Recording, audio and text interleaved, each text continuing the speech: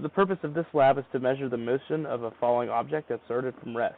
In this case, the object was a crumpled up piece of paper crumpled into a ball. Two computational models will be used in this lab, one that accounts for the effects of drag and air resistance, and one that assumes it to be negligible. And the results of this graph show that the model that accounts for air resistance is a more accurate predictor of the motion of the ball than one that ignores it. Some relevant formulas for this lab are the position update formula, which states that the final position is equal to the initial position plus the average velocity times the time. The velocity update formula that says the initial velocity plus the net force divided by the mass times the time is equal to the final velocity.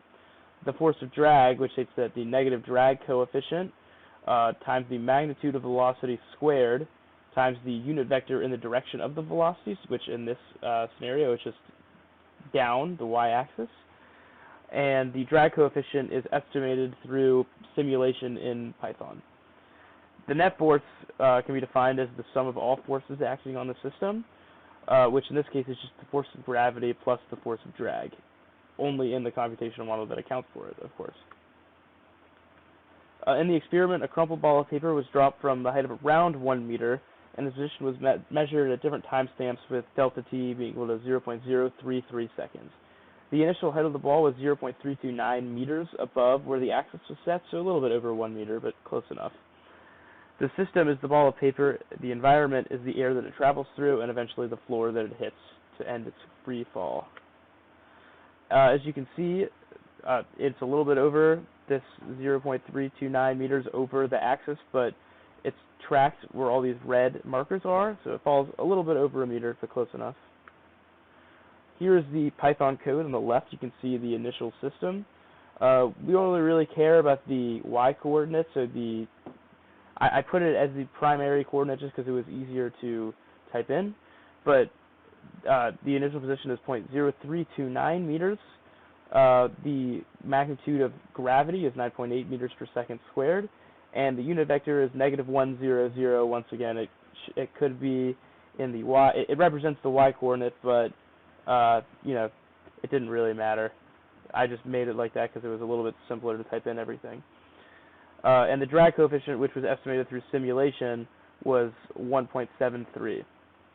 Here we can see the while loop, where 0.566 seconds is the time it took to fall all the way down. So while t is under that, it calculates the force of gravity and the force of drag, and then eventually the net force by adding them together. And a caveat, for the model that does not account for air resistance, the force of drag is just equal to 0 because b is equal to 0. So then after that, it just updates the ball's position and velocity with its respective formulas, and then it does some visualization. So as you can see by comparing the computational models, the observed is a lot closer to the air resistance because the one with no air resistance, the ball accelerates at 9.8 meters per second squared downwards, and there's nothing slowing it down. In reality, there's a little bit of air resistance, so it's a lot slower in the observed one and the model with air resistance. It's not even really close, to be completely honest, with no air resistance. So this air resistance is definitely the better computational model compared to the observed position and tracker. So as to which model predicts a terminal velocity, that would be the air resistance model. As you can see by this formula, as the speed increases, the force of drag will approach some value that is eventually will be the negative force of gravity. So when the net force will eventually approach 0, and when the net force approaches 0, it will fall with a constant velocity. That's what's known as the terminal velocity, because the velocity is no longer changing; it's constant. That can only happen in the air resistance model because there's nothing slowing it down in the other model. It'll just keep accelerating until it hits the ground, and theoretically it would accelerate forever if there was no ground. If the ball was thrown downward or not dropped, it would still reach the same terminal velocity. It would just reach it faster. It doesn't really matter what speed the ball is dropped from because eventually that drag force will equal the negative force of gravity, so when you add them together, the net force will be 0 and a constant velocity will be reached.